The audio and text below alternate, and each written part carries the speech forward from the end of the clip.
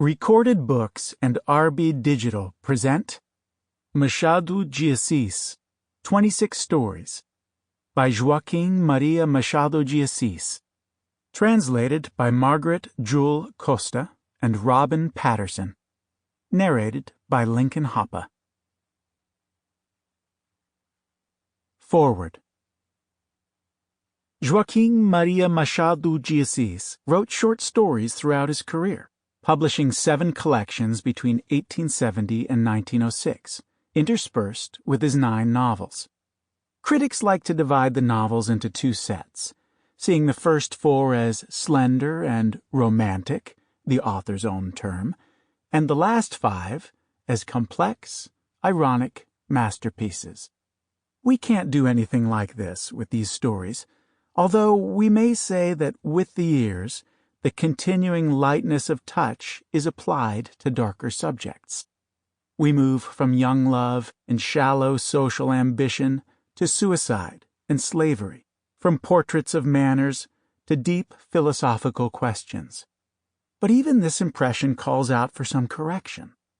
There are dark early stories, too, and light late ones.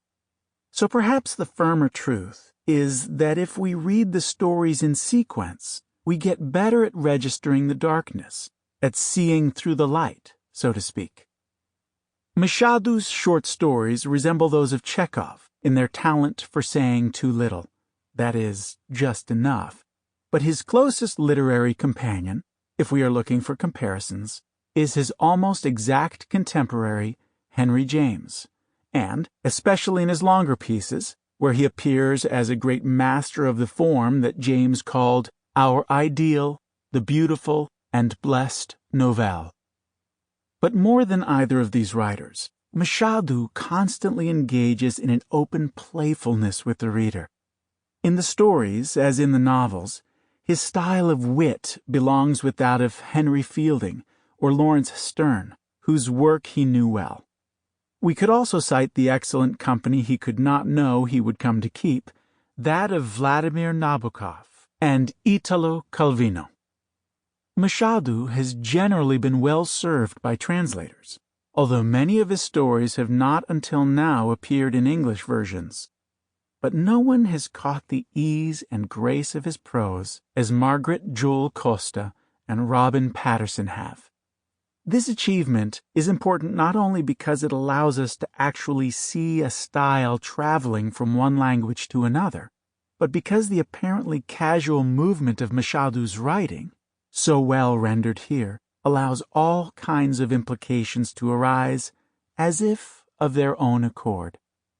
In one story, a single narrator tells us both that there are no mysteries for an author who can scrutinize every nook and cranny of the human heart, and that one of his characters had a series of thoughts that remained hidden from the author of this story. In others, we meet imagined readers who are less canny, less demanding, or more experienced.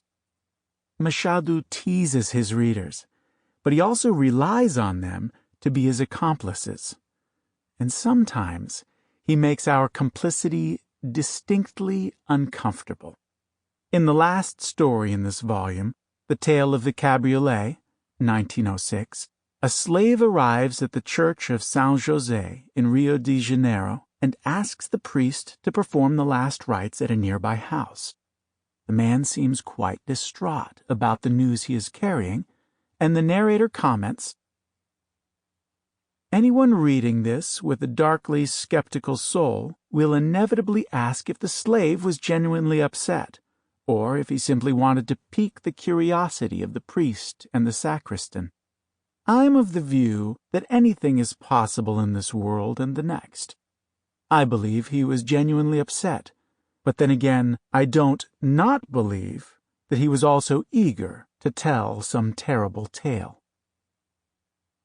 The sacristan, in fact, spends the rest of the story sniffing out the tale for himself, not because he is a gossip or a meddler, but because he loves tales. With him, it was a case of art for art's sake. And with us, with Machado himself, aren't we looking for tales, terrible or not? Sample complete. Ready to continue?